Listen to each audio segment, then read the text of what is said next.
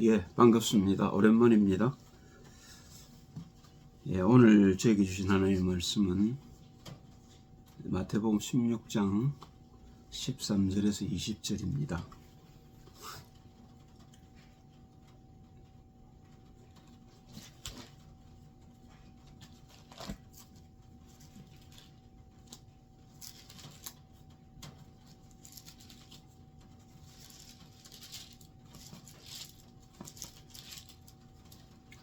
제가 읽습니다. 예수께서 가이사랴 빌립보 지방에 이르러 제자들에게 물어 가라사대 사람들이 인자를 누구라 하느냐. 가로되 더러는 세례 요한, 더러는 엘리야, 어떤 이는 예레미야나 선지자 중에 하나라 합니다. 가라사대 너희는 나를 누구라 하느냐. 시몬 베드로가 대답하여 가로되 주는 그리스도시요 살아계신 하나님의 아들이시니이다. 예수가 자신이 누군지를 사람들에게 묻습니다. 베드로가 이제 3년 반을 따라다녔으니까, 그리고 주님이 처음부터 하신 일을 잘 아는 베드로가 이제 대답하는 거죠. 주님은 그리스도십니다. 살아계신 하나님의 아들이십니다. 왜 살아계신 하나님의 아들이 육신을 입고 이 땅에 오셔서 온갖 이적과 기사를 보이시고 제자들을 만드시고 그 제자들에게 그런 걸 보이셨을까요? 여기 이제 비밀이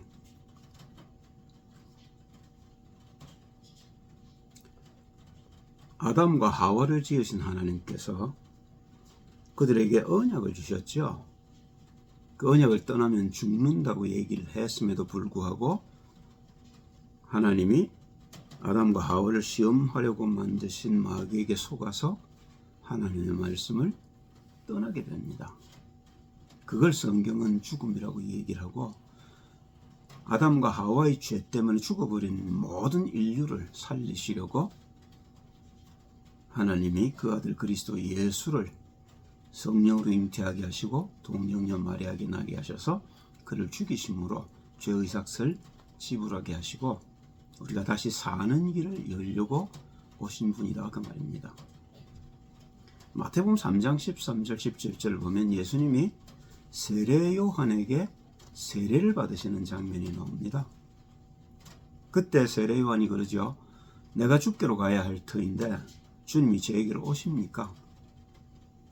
그렇게 주님 하시는 말씀이 이렇게 하여 우리가 하나님의 의를 이루는 것이 합당하다 하니라. 그러니까 세례 요한이 두 말 얹고 그리스도 예수의 머리에 손을 얹고 백성의 죄를 구합니다. 레위기 16장 21절 22절을 보면 제사 양식에 하나님이 우리에게 주신 방식이 어린 양에게 죄를 덮어 씌우고 그 죄를 죽이는 것으로 우리의 죄를 용서하는 모습을 보여주셨죠. 창세기 2장 25절 3장 7절에 보면 이제 언약을 놓치는 장면이 나옵니다. 그게 우리가 죄를 짓는 장면이고 그 죄의 삭신 사망 속으로 우리가 빠져드는 장면이죠. 근데 그 언약이 뭐냐면 2장 15절 17절에 선악을 알게 하는 나무의 실과는 먹지 말라. 먹는 날엔 내가 정령 죽으리랍니다. 그게 언약이죠. 첫 번째 주신 언약인데요. 근데 그 사단에게 속아서 여자가 그 실과를 따먹고 자기와 함께하는 남편에게도 주며 그도 먹은지라. 여자는 알았습니다. 자기가 죄를 지었다는 것을. 그리고 자기가 죽었다는 걸 알았습니다. 그런데 역부로 남편에게 주어서 남편도 먹고 죽게 한 겁니다. 그 디모데전서에 보면 바울이 그런 얘기를 하죠. 여자가 먼저 죄를 범했다. 자, 그 결과가 이제 하나님을 떠나게 되고요. 에덴에서 쫓겨나잖아요. 예, 그리고 아담 그 마귀의 권세에 빠져서 마귀를 섬기는 마귀의 종노릇하는 존재로 타락을 하게 됩니다. 창세기 4장 7절을 보면 가인이 아벨을 죽이는데요. 시기 때문에 그런 겁니다. 그런데 가인은 그게 죄라는 생각을 못합니다. 어떻게 알겠어요? 율법이 없는데요. 그러니까 그냥 동생인데도 불구하고 동생을 사랑하는 것이 아니고 그 동생을 시기가 나서 죽입니다. 그렇죠? 그런데 아벨은 자신이 힘이 없어서 맞아 죽는 게 아닙니다. 그죠? 그게 사단의 일이라는 걸 알고 자기가 형을 죽이면 형은 영원히 지옥입니다. 그러니까 자기는 구원받았으니까 죽어도 되는 거죠. 그래서 힘이 없어 맞아 죽은 것이 아니고 사랑으로 형을 배려해서 죽음을 맞습니다. 창세기 6장에서 보면 5절 7절부터 보면 그러니 그 죄악이 어떻겠습니까? 아담에게 언약을 다시 주었음에도 불구하고 이 언약이 전달이 안 되는 겁니다. 그 가인이 아벨을 죽여버렸으니 언약을 가졌던 아벨이 죽어버렸단 말입니다. 그래서 하나님께서 셋을 주시죠. 그래서 셋이 누굽니까? 에노스를 낳게 되고요. 그리고 그 에노스 때 이제 언약이 회복됩니다. 창세기 6장을 보면 그런 인간의 모습을 하나님이 차마 눈뜨고 볼 수 없다고 얘기를 하고 계셔요. 모든 사람이 죄인이고 언약을 가진 가인조차도 언약을 받았지 않습니까? 그런데 그걸 지키지를 못한 가인까지도 이렇게 죄 가운데 빠졌는데 어떻게 성한 사람이 있겠냐 말입니다. 그런데 노아는 하나님께 은혜를 입었더라. 아니면 하나님이 인류를 다시 시작하실 수가 없는 거죠. 그런데 다행히 의로운 노아가 하나님의 말씀을 듣고 그 말씀을 순종해서 방주를 짓습니다. 그 방주 안에 모든 패악한 인간들은 들어오질 않고 8 식구만 살아남게 되죠. 이런 모습을 예상하셨을 겁니다. 하나님께서. 그래서 하나님 우리에게 주신 언약이 뭐냐면 창세기 3장 15절이죠. 여자의 후손이 뱀의 머리를 상하게 할 것이다. 여기서 여자의 후손이라는 말이 귀한 것이 우리 모두는 아담의 후손이라고 말입니다. 그 아담의 죄를 타고났습니다. 그걸 우리가 원죄라지요. 그런데 원죄를 가진 인간이 와서 우리를 위해 대신해서 죽는다 쳐도 우리의 죄는 없어지질 않습니다. 뭐냐면 우리의 죄를 책임질 그 메시아가 죄인이기 때문인 것이죠. 그래서 죄 없는 인간으로 오시기 위해서 하나님이 성령으로 잉태하게 하시고 동정녀 마리아에게 나게 하신 겁니다. 그 동정녀라는 건요, 남자와 관계가 없었던 여자라는 거죠. 그리고 창세기 3장 21절에 쫓아내시면서 주님이 언약을 기억나게 하십니다. 그죠? 양 가죽을 지어 입힌단 말입니다. 그 말은요, 너는 죄인이니까 죄를 덮을 메시아가 필요하다는 겁니다. 창세기 5장 1절에서 32절까지를 보면 이 언약이 이제 증거되는 선지자들의 이름이 쭉 나옵니다. 아담이 셋을 낳고 셋이 에노스를 낳고 에노스가 마할랄렐을 낳고 마할랄렐이 게난을 낳고 그렇게 그 증인들을 통해서 하나님이 이제 언약을 주신 거죠. 그리고 창세기 9장 1절 3절을 보면 그 언약을 받았던 노아가 술을 마시고 벌거벗고 잠자는 모습을 함에게 보입니다. 함이 뭘 특별하게 잘못한 건 없다고 보아져요. 그냥 그 아버지의 벗은 몸을 본 겁니다. 그런데 하나님은 함을 저주하시고 종의 종이 되도록 그렇게 하신 것은 언약을 가진 족장이 얼마나 귀하다는 걸 가르쳐 줍니다. 그런데 그 언약을 가진 자의 실수로 말미암아 무너져 버리면 우리는 멸망하게 되죠. 그래서 하나님께서 함을 저주하시고 그렇게 실수했음에도 불구하고 노아를 통해서 언약을 이어가셔요. 셈과 야벳이 이제 그 언약을 받게 됩니다. 창세기 10장 1절을 보면 4절까지 하나님이 그 후손인 이제 아브라함을 부르셔요. 아브라함은 20대째 언약을 전달받은 선지자입니다. 본토 친척 아비 집을 떠나 내가 네게 지시할 땅으로 가라, 이렇게 얘기를 하셔요. 다행히 아브라함이 그 언약을 쥐고 가나안을 떠납니다. 가다가 이제 형 데라도 죽고 아버지 데라도 죽고 또 누구죠? 형도 죽고, 그럼에도 불구하고 이제 그 여정을 떠납니다. 이게 이제 구원의 여정인 것이죠.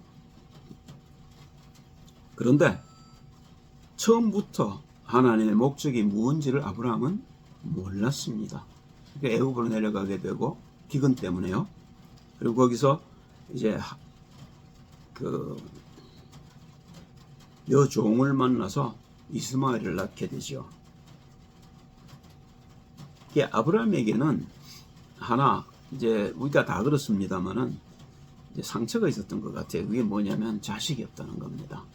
그래서 본토 친척 아비 집을 떠나라고 그랬음에도 불구하고 조카 롯을 데리고 아들 삼아 나온 거죠. 그리고 중간에 이제 애굽으로 내려갔다가 거기서 이스마엘을 낳고, 그러니까 그 말은요, 아직도 나를 부르신 여호와가 누군지 모른단 말입니다. 불신앙의 산물들인 거죠. 창세기 22장 16절 18절을 보면 이제 바울이 이제 할례도 받고 이제 천사들도 만나고 이제 하나님의 언약에 대해 이제 뿌리를 내리게 되니까 그제서야 이삭을 바치라는 하나님의 명령에 순종하게 됩니다. 가나안을 떠난 게 75세면 이 아브라함이 가나안에 들어온 건 거의 40년이 걸렸다고 볼 수 있습니다. 이삭을 우리가 15쯤 먹은 아이라고 생각을 하면 이제 그 정도로 세월이 걸렸다는 거죠. 처음부터 언약이 있었던 사람입니다, 아브라함은.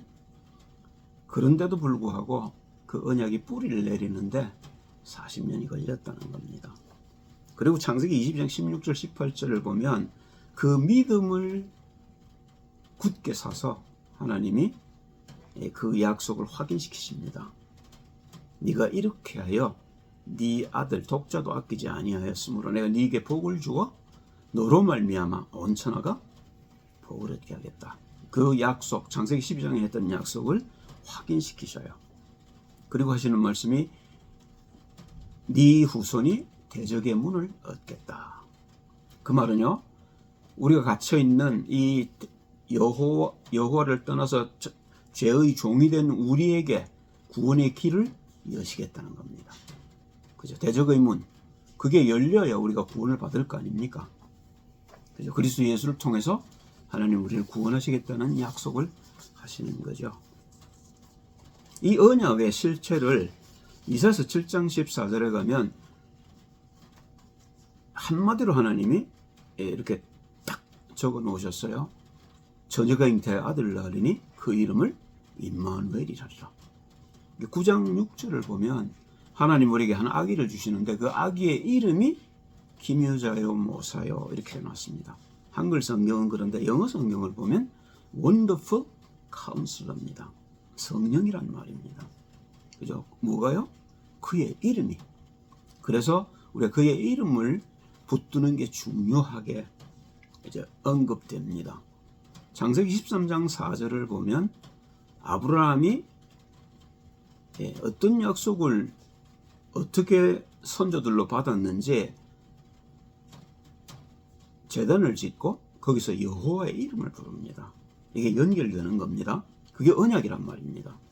창세기 26장 1절 6절에도 보면 이삭이 제단을 쌓고 주의 이름을 부릅니다. 그리고 그게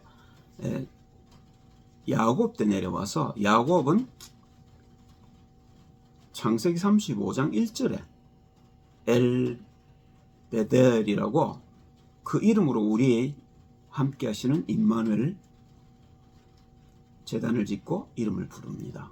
그 말은요, 아브라함과 이삭과 야곱의 하나님, 언약의 하나님, 그들에게 주신 언약이 그의 이름이었다는 겁니다.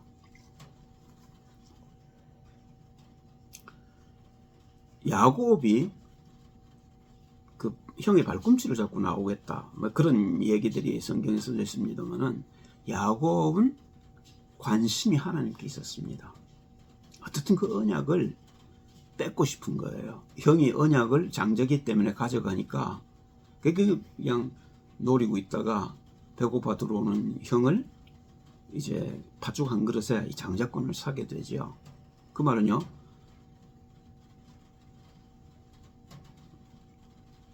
형 에서는 그 장자의 축복을 경홀히 여겼더라라고 써놨습니다. 언약에 관심이 없었단 말입니다. 우리가 힘있고 이런 사람들은 내 힘으로 잘 사는데 내가 그리스도가 필요 안 하지요. 그런데 야곱은 엄마의 품에서 이 언약을 들었고 그 언약을 위해서 그 형을 장자권을 뺏는 겁니다. 산 거죠.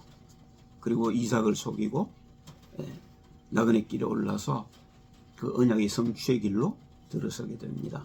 창세기 35장 1절 7절에 보면 이 야곱이 그런 그 우여곡절 끝에 20년 동안 종살이하고 그 아내 넷 데리고 12째 아이를 낳고 그리고 붙든 게 언약입니다. 거기서 야곱이 여호와의 이름을 불렀다는 겁니다. 마태복음 그런데 보셔요.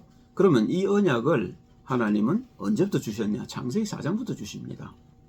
셋이 에노스를 낳고 그때 비로소 사람들이 여호와의 이름을 불렀더라. 그러니까 숨겨놓은 거죠.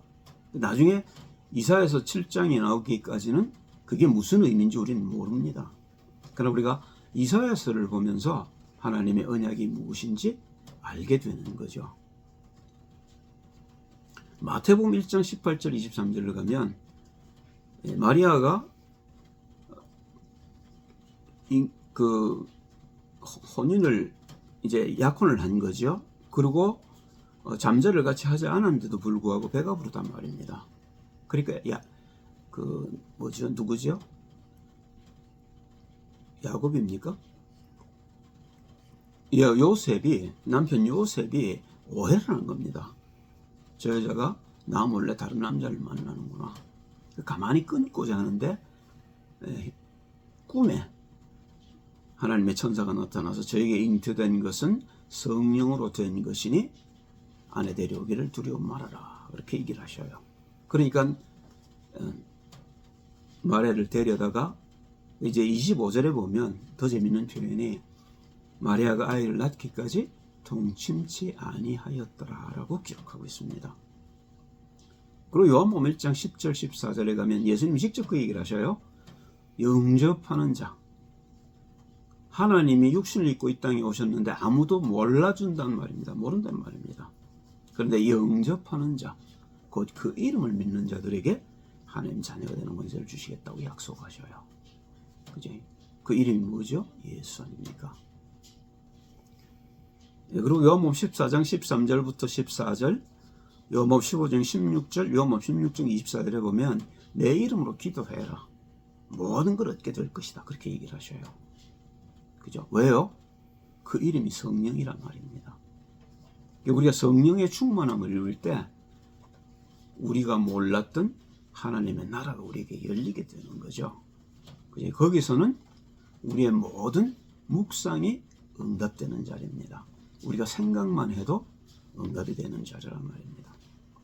요한복음 17장 11절 12절을 보면 이제 예수님이 내일 십자가를 지시는 날인데 마지막으로 한 번 더 강조를 하셔요.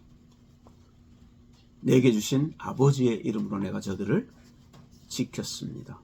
그 말은요, 아버지께서 성령인 그리스도 예수의 이름을 아들에게 주셨다는 겁니다. 그 말은요, 아버지와 아들과 성령의 이름이 하나라는 겁니다. 그죠? 그러니까 요즘 이제 사람들이 여호와의 이름을 알고 싶어 하시고 그 이름이 여호와냐 야훼냐 말이 많습니다만은 저는 예수가 하나님의 이름이라고 믿습니다. 사도행전 1장 1절을 보면 예수님이 성령 충만 받는 방법에 대해서 쭉 설명을 해 주셔요. 그리고 그 약속을 쥐고 기도했던 백시문 성도에게 성령의 역사가 일어납니다. 2장 1절 42절을 보면 그게 응답이죠. 1장 1절에서 14절까지 기도했다면 언약을 주고, 그러면 2장 1절부터 42절까지는 기도의 응답인 거죠. 47절까지지요. 베드로가 사도행전 2장 21절을 보면 요엘서 2장 32절을 인용합니다. 누구든지 주의 이름을 부르는 자가 구원을 얻으리라고 하지 않았느냐. 그 말은요, 내가 주의 이름을 불렀더니 성령 충만을 받았다. 그 얘기를 하는 겁니다. 말씀이 성취됐다는 겁니다. 만약에 베드로가 다른 약속을 주고 다르게 기도했다면 이런 인용을 할 수가 없는 거죠. 그러니까 우리는 이런 걸 통해서 베드로가 뭘 잡고 어떻게 기도해서 성령의 충만함 속으로 들어가게 됐는지를 알게 되는 겁니다. 바로 사도행전 3장에 하나님께서는 예루살렘을 뒤집을 계획을 하시고 40년 된 안전병이를 베드로를 통해서 일으키십니다. 그때 베드로가 하는 이야기입니다. 금과 은은 내게 없거니와 내게 있는 것으로 내게 주노니 곧 나사렛 예수 그리스도의 이름으로 일어나 걸어라. 40년 된 안전병이 일어났습니다. 예루살렘이 뒤집어졌겠지요. 그게 예루살렘 복음화입니다. 그죠? 간단한 거지요. 우리에게 이 언약이 확인되고 이 언약의 약속을 우리가 정말로 굳게 붙든다면 이런 일이 우리에게도 일어나야 될 겁니다. 그죠? 그러면 그게 필라델피아 복음화고 그게 미국 복음화고 세계 복음화가 되는 거죠. 사도행전 4장 11절 12절을 보면 이 사실에 놀란 건 바리새인들입니다. 어떻게 이런 일이 일어날 수 있냐. 그러고 이제 베드로를 데려다가 묻지요. 그걸 밖에 없을 거 아닙니까? 다른 길이 없는 거 아니에요. 그랬더니 베드로가 하는 말이 천하 인간에게 구원 얻을 만한 다른 이름을 우리에게 주신 적이 없지 않냐. 이렇게 얘기를 합니다. 그죠? 그러고는 여종 앞에서 예수를 부인하던 그 베드로가 네가 죽이려면 죽여랍니다. 그죠? 그 말은요, 베드로에게 새로운 세계가 열렸단 말입니다. 내가 실제로 머물러야 할 하나님이 나를 창조하실 때 주셨던 나라, 그게 하나님의 나라입니다. 그 나라에 이제 베드로는 속하게 된 거죠. 그러니까 이 세상이 허접스럽게 보이는 겁니다. 내가 어떻게 이런 것에 매여서 평생을 살았을까? 베드로는 이제 다른 나라의 사람이 된 겁니다. 그게 구원이죠. 자, 바울의 이 얘기를 보면요, 사도행전 9장 10절에서 18절을 보면 예수 믿는 자들이 다메섹에 많다는 소리를 듣고 예수 믿는 자들을 잡으러 다메섹으로 가는 도중에 부활하신 주님을 만나게 됩니다. 그리고 이 부활하신 주님이 아나니아를 통해서 바울이 해야 할 일을 보여줍니다. 그때 바울에게 새로운 세계가 열리게 되고 그 상징으로 그 눈이 열립니다. 그 빛에 그 어둠이 있다는 사실이 이제 그 빛으로 인해서 이제 장림이 되죠. 그런데 이제 복음을 듣고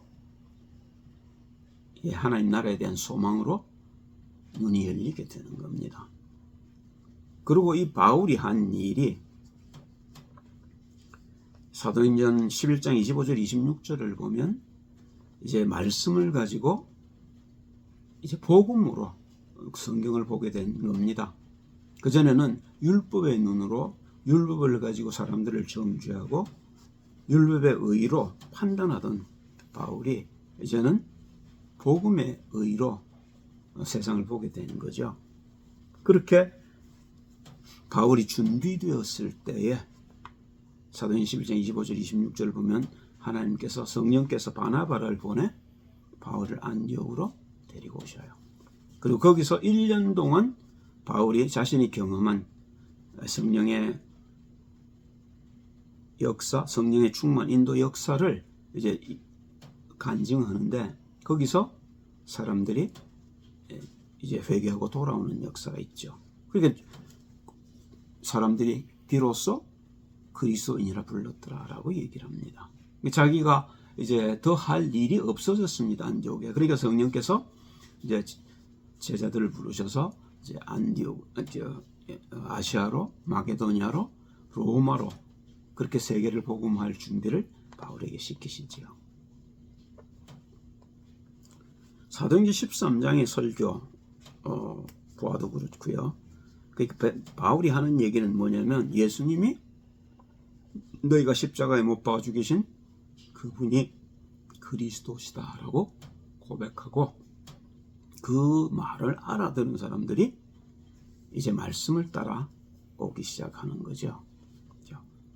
율법을 지켜서 구원받는 게 아니라고 13장 38절 39절에 보면 모세의 법을 지켜서 얻지 못했던 구원을 그리스도 예수를 믿음으로 받는다고 얘기를 합니다. 율법에 정통했던 자 아닙니까? 율법의 의로는 흠이 없다고 자평하던 바울이 드디어 율법의 비밀이 무엇이고 복음의 비밀이 뭔지를 알게 된 겁니다. 특별히 사도행전 7장을 보면 바울이 자기가 율법에 잡혀 있었던 것이 마귀가 자기를 구속하고 있었다는 사실을 고백합니다. 그리고 8장에 가니까 뭐 얘기를 해요? 그러므로 이제 그리스도 예수 안에 있는 자들에게는 정죄함이 없나니. 그게 구원입니다. 그죠? 율법을 잘 지켜서 하나님의 말씀대로 사는 게 중요하지만 그런다고 구원받는 게 아니라는 겁니다. 그죠? 그 말씀의 결론, 그게 곧 예수가 그리스도라는 거지요. 사도행전 14장 19절을 보면 15절부터 보시면 14장 19절? 14장 19절이 뭐지? 그때 이제 유대인들에게 복음을 전하는데 율법에 정통했던 유대인들이 돌을 던져 바울을 죽입니다. 그죠? 그런데 바울이 툴툴 털고 일어납니다. 하나님 살려주셨죠. 그죠? 그리고 거기에 대해서 이런 방구, 불평을 하지 않습니다. 왜요? 내가 거기서 스데반에게 돌 던졌던 사람 아닙니까? 자기를 나중에 디모데전서에 가면 죄인 중에 괴수라고 고백하는 것이 그냥 하는 소리가 아니란 말입니다. 죄인 중에 괴수지요. 악질 중에 악질이 바울이었단 말입니다. 우리가 종교가 무섭다는 것이 종교와 복음은 병행할 수가 없습니다. 안 되게 되어 있습니다. 복음 안에서만 우리가 자유할 수 있습니다. 그런데 이걸 몰랐단 말입니다. 어떻게 알겠어요?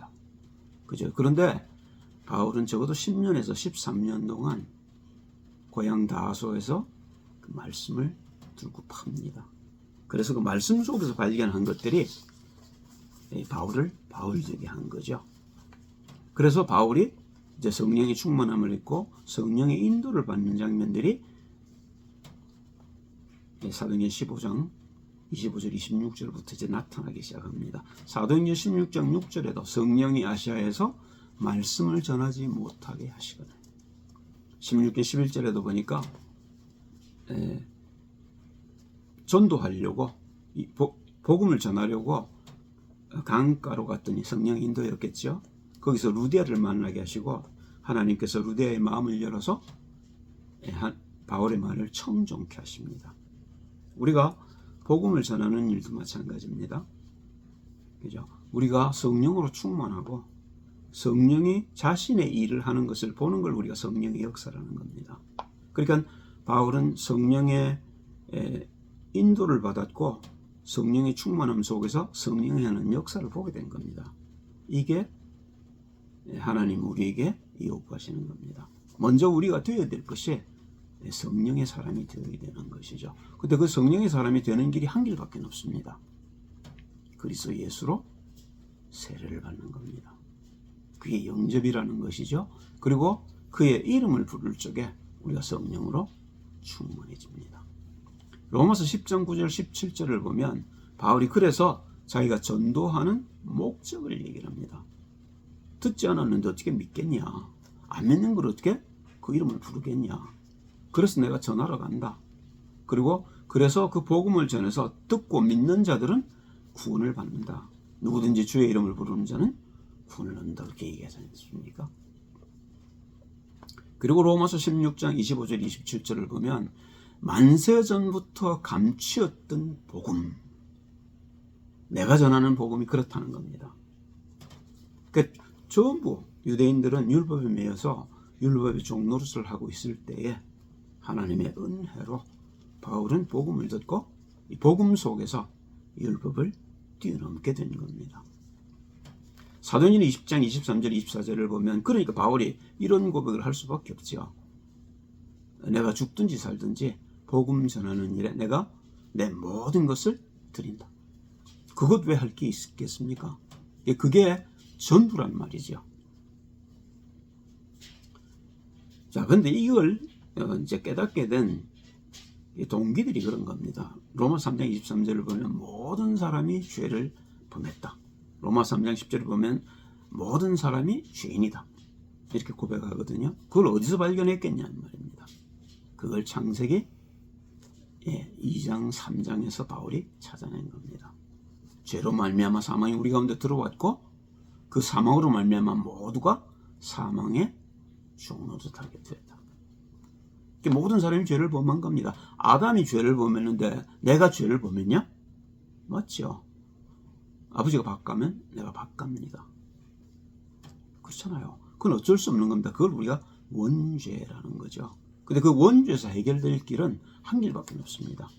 그리스도 예수의 죽음 속으로 내가 함께 들어가는 겁니다.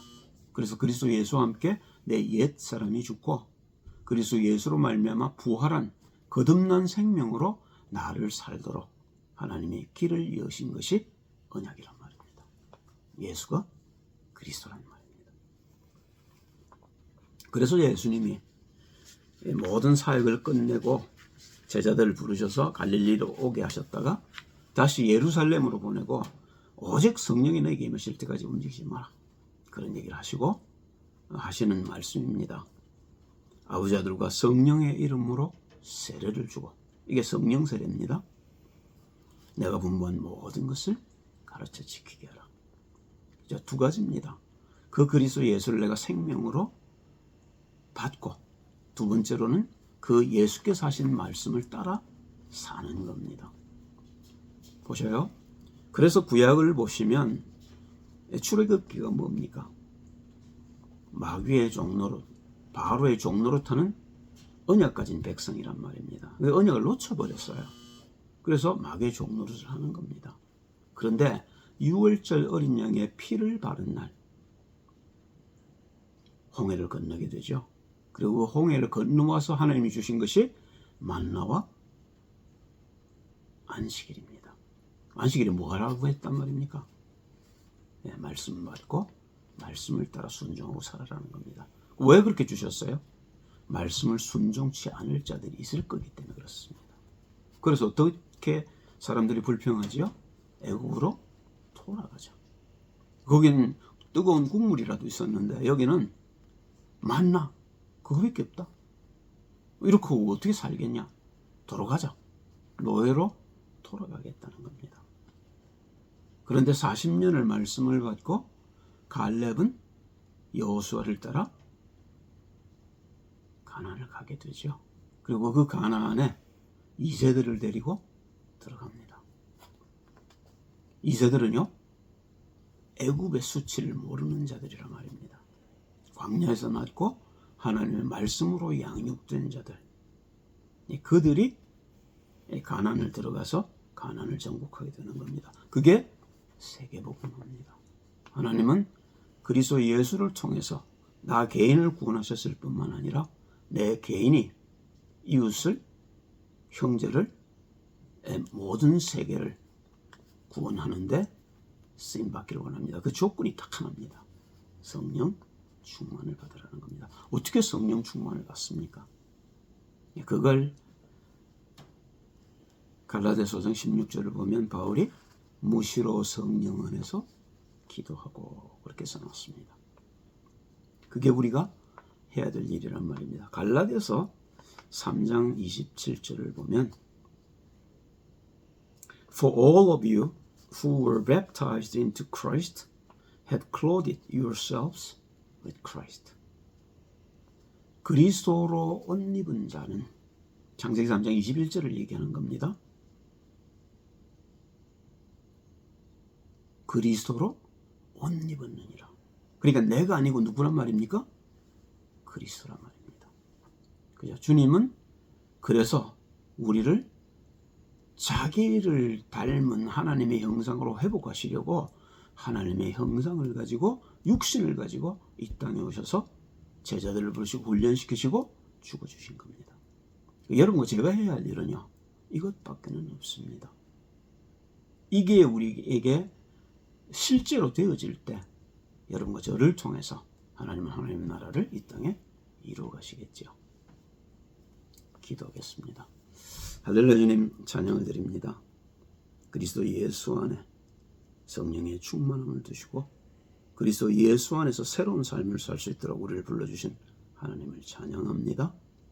그리스도 예수로 충만하게 하옵소서. 주 예수 그리스도 이름으로 기도합니다. 아멘.